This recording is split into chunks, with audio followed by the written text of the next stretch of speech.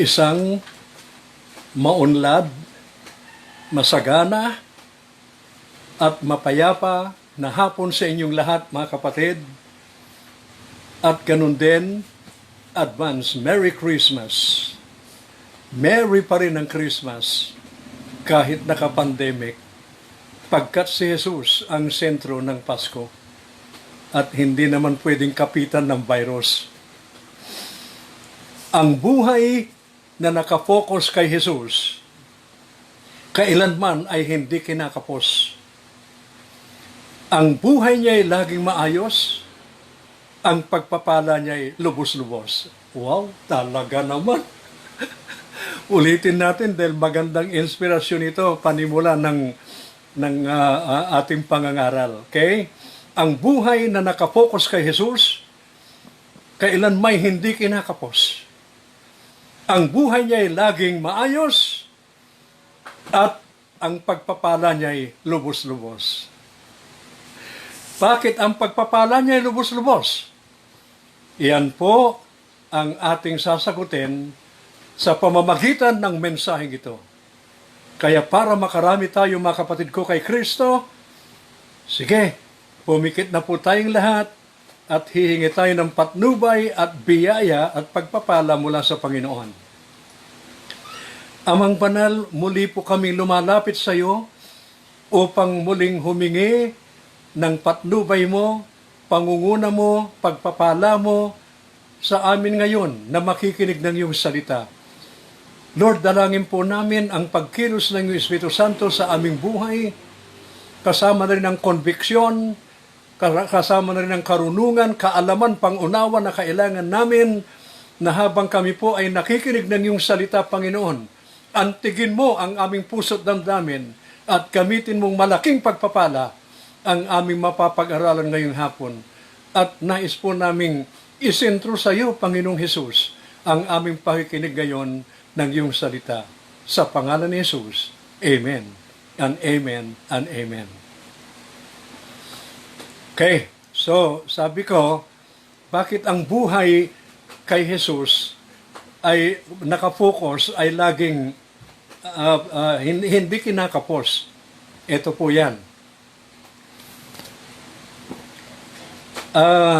Nagkaroon ho ng depression ang Amerika at ang naapektuhan na masyado, particularly ay State of Illinois at City of Chicago. Talagang walang makain, parang ganito, pandemic, maraming nagugutom. Hindi ko alam kung anong taon yon, pero sa research ko hindi na sinabi kasi kung anong year, pero nagkaroon ng talagang depression at nagkaroon din po ng taggutom, walang makain ang mga tao, mga kapatid. Ngayon, meron pong isang bata, uli ng lubos, para mag-survive, every morning nagtitinda ng newspaper. At during that time, it was winter, December. At alas 5 pa lang ng madaling araw, magdi-deliver na ho. Pag tinanghali, magiging panis na yung balita. At rosado na wala nang bibili. Kaya alas 5 ng madaling araw, itong batang ito ay gigising na at magdi-deliver na ng newspaper. Mga kapatid, ang batang ito, walang jacket. Walang sweater para sa kanyang katawan. Winter at that time. Kaya alam nyo, habang nagdi-deliver, sobra nanginginig sa ginaw. Wala hong panlaban niya sa lamig. Kaya isang umaga habang nagdi-deliver siya ng newspaper, nakita siya ng pulis. Oh, anong nangyari sa'yo, boy? Sabi ng pulis, ay giniginaw ho ako Nagdi-deliver ako ng newspaper. Naawa yung pulis. Ang sabi ng pulis, nakikita mo yung bahay doon sa corner sa dulo ng kanto? Opo. Katukin mo. At pag kinatok mo at binuksan ka, sasabihin mo lang John 3:16. Sabihin mo lang John 3:16. Pumunta yung bata na walang kamuang-muang kung ano yung sasabihin lang daw niya John 3:16. Sinunod niya yung pulis. Di kumatok. Binuksan. Ang nagbukas ay isang donya. Pagkabukas, ang sabi ng bata, John 3:16, pinapasok. Pinapasok ka agad nung donya. At pagpasok niya sa napakalaking bahay, idiniretso niya kaagad sa fireplace para mainitan. Okay? Alam nyo naman, doon ang panlaban nila sa Ginaw ay bukod sa fireplace, ay meron din hong heater. So ngayon, habang nasa harap ng fireplace at naiinitan, ang pumasok sa utak niya ganito. I think John 3:16 means it makes the cold little boy warm. Bakit dinala ko ni Ma'am dito? Ang ibig sabihin ba ng John 3:16? Paiinitin ang nanlalamig na bata? Pagkatapos ng mainit na pinaghandaan ng masarap na almusal, at pag-upo niya sa table, ang sabi niya uli sa kanyang isipan, I think John 3:16 means feeding a hungry little boy to eat. Ang John 3:16 yata ay pakainin ang gutom na bata. Nung busog na, mga kapatid ko, dinala ng donya sa banyo at papaliguan. At habang nasa banyo, pumasok na naman sa utak niya, I think John 3:16 means that the dirty boy should be clean. Yung maruming bata yata linisan, yan yata ang ibig sabihin ng John 3:16. At nung malinis na, gumanda na rin ang pakiramdam na niya, mga kapatid ko, hindi na nalalamig at busog na, diretso sila ngayon sa sa restroom, ibig sabihin sa sala, pinahiga sa sopa. Mahiga ka diyan, anak, sabi nung donya, para makapag-relax ka. Sabi na naman ng bata sa isipan niya, I think John 3:16 makes a tired boy rest. Kaya nung hindi na niya mapigilan, ang sabi niya, Ma'am, who are you? Who are you? Ang sabi nung donya, I'm a Christian. I'm a Christian.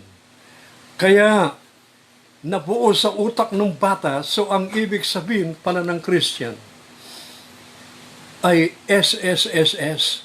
Iyan ang ating exactly natatalakayin. The SSSS of John 3:16. 4 na S, sapagkat kung 3 S lang, Social Security System. Ito, the 4S of John 3:16. Kompletos recados na. Wala ka nang hahanapin pa sa isang verse na ito na napaka-popular, kilalang-kilala mula sa bata na kinder hanggang sa pinakamatandang born-again Christian. Alam niya ang John 3:16. Kayo, naniniwala po ako na lahat kayo rito na nakikinig ngayon, you can recite John 3:16. Napakadali, mga kapatid. For God so loved the world, sabayan niyo ako kahit hindi ko kayo naririnig. For God so loved the world that He gave His only begotten Son, that whosoever believeth in Him should not perish, but have everlasting life. Yan po ang John 3:16. The SSSS of John 3:16. Bibitinin ko kayo sa bandang huli yun. Okay. Ang John 3:16 ay tinawag na the Little Bible. Bakit the Little Bible? Maliit na Biblia. sapagkat lahat ng tungkol sa Diyos, tungkol sa pagliligtas ng Diyos, tungkol sa pagmamahal ng Diyos, tungkol sa malasakit ng Diyos, lahat na katangian ng Diyos na magaganda ay nakapaloob na sa John 3:16. Kaya nga, tinaguri ang The Little Bible. At isa pa, the greatest words ever spoken. The greatest words ever spoken. Bakit? May 4 na pares na ating tatalakayin ngayon. Sino sa inyong nasubukan na niyang kumain sa Paris restaurant? Pinagpa-Paris, di ba? Merong tukwat baboy, merong dinuguan with puto, o pansit puto. Ano pa? Tapsilog. Hindi yata yung tapsilog. Ang dami. Pair by pair. Alam niyo ba na ang John 3:16 na may 4 na pares? First pair. Ang unang pares, God and Son. Diyos at ang kanyang anak. Recite again. For God so loved the world that He gave His only begotten Son. So, ang unang pares, Diyos at ang kanyang anak, God and Son. Tandem. Bakit God and Son tandem? Sapagkat ang misyon nila, mga kapatid ko, ay upang iligtas ang tao.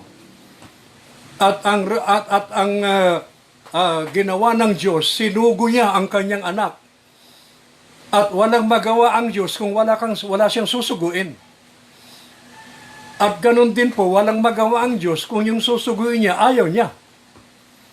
Kaya nga, it's really, our salvation is a tandem between God and His beloved Son. That is the first pair. Pangalawang pair, pares. Ang pangalawang pares, loved and gave. For God so loved the world that He gave His only begotten Son. Una, love. For God so loved, that He gave. Underline that. Pagkat iyan ng pangalawang pares sa John 3:16. Na anong ibig sabihin? May kasabihan. You can give without loving, but you can never love without giving. Pagkat ang pruweba, ang katibayan, ang ebidensya na minamahal mo ang isang tao pagkat nagbibigay ka. All out ang support mo. Hindi mo pwedeng damutan. Ganyan ang Panginoon. Hindi sapat yung ipopronounce niya yung, man, I love you, man, I love you, I love you. So what, Lord? Dapat may pruweba, may katiba, may ebidensya, mga kapatid. May ibibigay ka. Maging yung binata, pag sinabi niyang mahal niya yung dalaga na nililigawan, ay kulang yung pagmamahal. Kailangan he has to give something. Okay? Ito, may ilustrasyon ako rito uulitin ko na lang ito siguro mga few months ago, nag-live ako, ginamit ko to. Mag-asawa. Laging nag-aaway. Isang umaga, si Mister pumunta sa isang nagtitinda ng bulaklak. Bumili ng bulaklak. Pag-uwi, love, regalo ko sa'yo. Ibinigay yung bulaklak. Hindi umiimik si Mrs. Ni walang pasasalamat. Kinabukasan uli, for the second time, pinigyan uli ng bulaklak. Hindi umiimik si Mrs. Sa pangatlong pagkakataon, binigyan ng bulaklak uli. Ang sabi ni Mrs., last na ito ha, huli na ito. Bakit? Sabi ni Mr. Kasi nakalagay sa tag price, 3 for 100. Plastic pala! 3 for 100. Yung, pangatlo na ngayon di wala na. Anong klaseng pagmamahal yun, plastic? Ang Panginoon, nung sinabi niyang, mahal na mahal kita tao, hindi pera ang ibinigay sa iyo. At saka sa akin ang ibinigay, buhay ng kanyang anak. So ito po ang pangalawang pares, love and gave. Uulitin ko, the proof that you love a person is because you give something. Pangatlo, na pares sa John 3:16. Word and whosoever. Word and whosoever. John 3:16 ulit. For God so loved the world, word yon, that He gave His only begotten Son, that whosoever, word and whosoever, yung mundo at maging sino ka man. Ibig sabihin, ang pag-ibig ng Panginoon ay walang pinipili. Because of the word whosoever. Walang pinipili, walang iniitsapwera, walang lahing tinitignan, walang kulay na tinitignan, walang ugaling tinitignan, walang bansang tinitignan, maging sino ka man. Rumisponde ka sa pagmamahal ni Kristo, hindi mo pagsisisihan ang pagmamahal niya sa iyo. Amen po ba? Purihin si Jesus magpakailanman, mga kapatid. So pangatlong pares, yung mundo at saka yung maging sino man, word and whosoever. At ang pang-apat na pares, pares and everlasting. Pares and everlasting. For God so loved the world that He gave His only begotten Son, that whosoever believes in Him should not perish. Anong kapares niya? Everlasting life. Yung perish, it could be translated as death, kamatayan. Ang kapares niya, everlasting life. Kaya kung si Jesus ay nasa puso mo, you have passed death to life. At hindi lang ordinaryong buhay yan. Iyan po ay buhay na walang hanggan, na ang buhay na walang hanggan ay yung buhay ng Diyos mismo, buhay mo, ibinigay sa iyo. Yan po ang apat na pares. How amazing, how wonderful, how awesome is the love of God. Purihin si Jesus magpakailanman.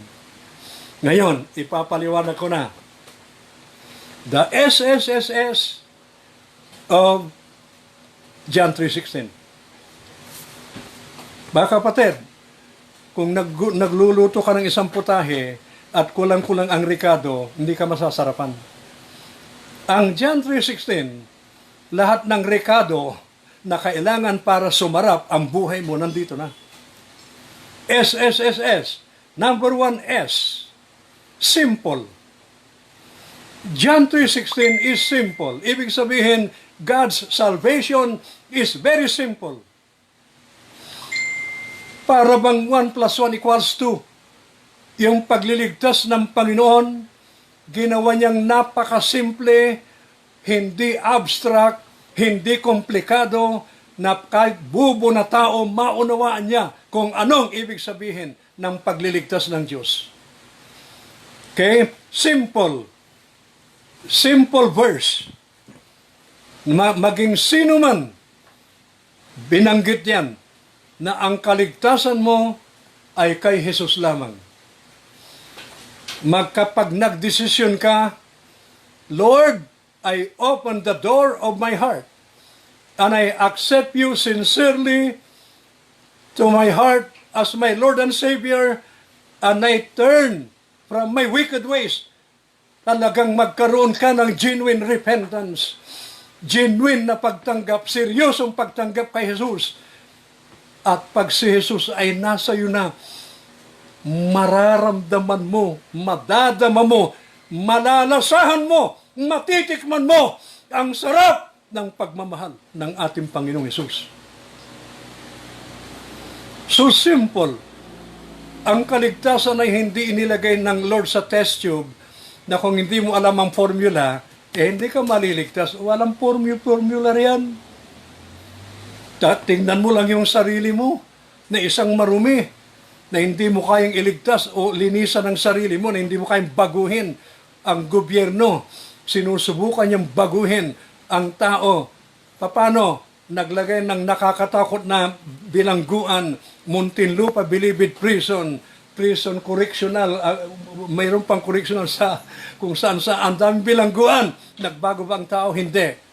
Ang sabi ng gobyerno, bigyan natin ng mataas na pinag-aralan, highly educated siya, titino yan, matino na, disente na eh. Karamihan sa disente, kurap.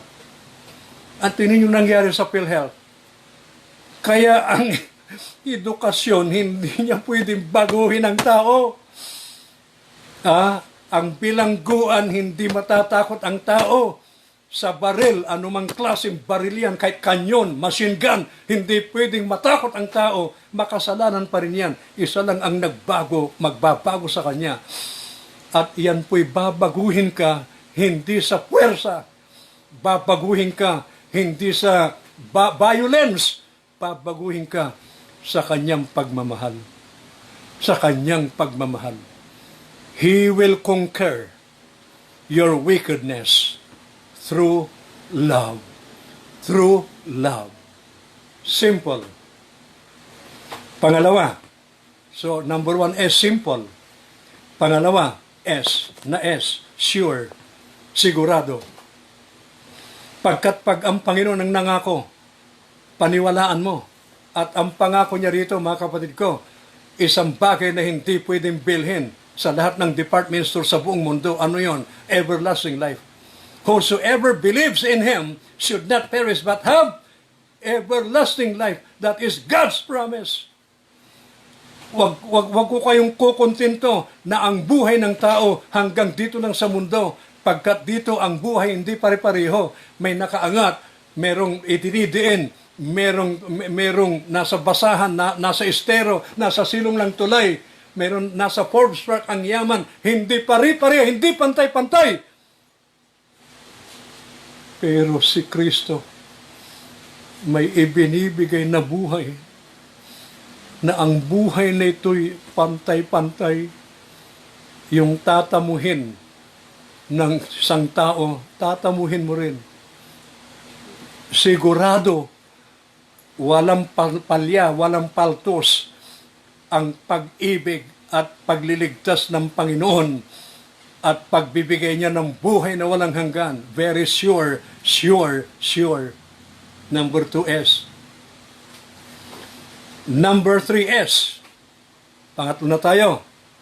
Number 3S is sufficient. Sufficiente na po. Nakasiguro ka na. Wala ka nang hahanapin pa. Nakasiguro ka na sa langit ka pupunta. Basta't totoo ang pagtanggap mo kay Jesus, totoo ang pagsisisi mo, totoo ang pagmamahal mo sa Kanya, na hindi ka nagbabalat kayo, ang Panginoon, totoo sa iyo. Don't doubt about that. He is faithful and true to you. Hindi Kanya ipapahamak. Nasa iyo ang pagmamahal niya. Nasa iyo ang kaligtasan niya. Ang lahat ng iyan ay sufficiente na.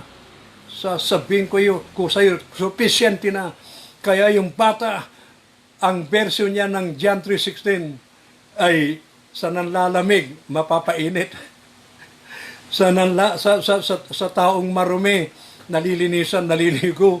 Sa taong hungry, yun mga kapatid, ang completus ricados. Yun ang John 3:16. Sufficient, number 3S.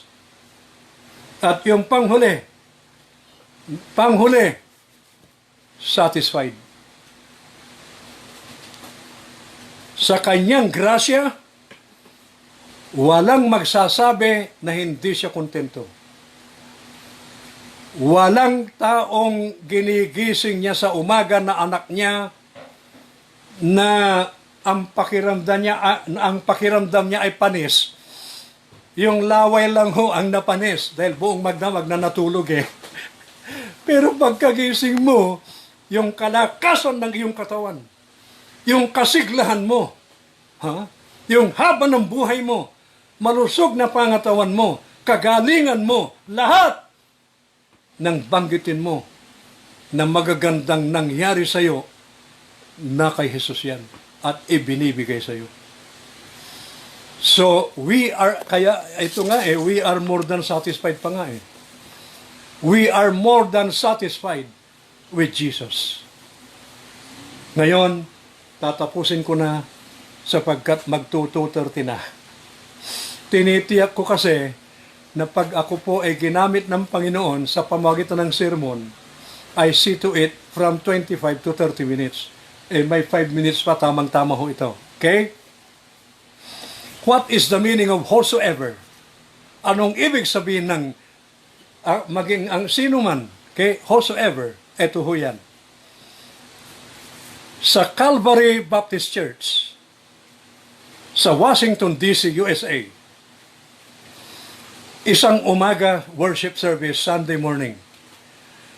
Si Pastor Green in-announce niya, "We are blessed today because we have 3 visitors."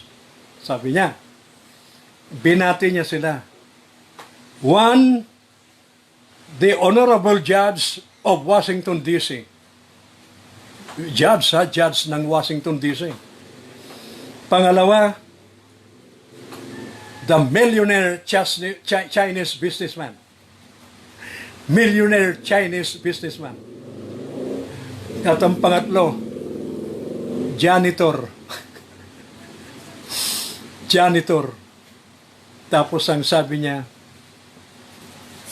"Brothers and sisters, I would like to tell you that at the cross of Jesus Christ, the ground is level."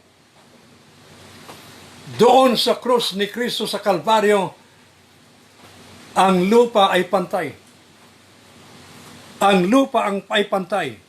No matter how rich you are, no matter how educated you are, no matter how poor you are, at the feet of Jesus, pantay-pantay.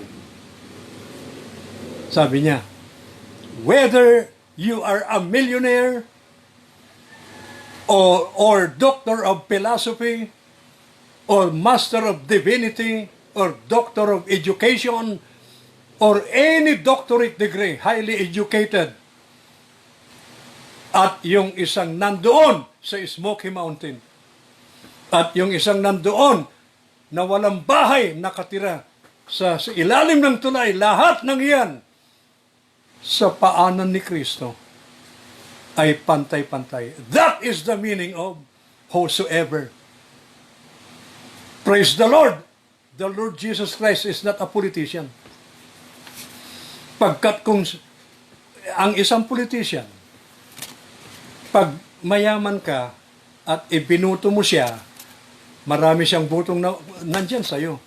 Pero kung hindi kanya kilala at nandun ka lang sa isang lugar na hindi kilala, hindi ka papansinin.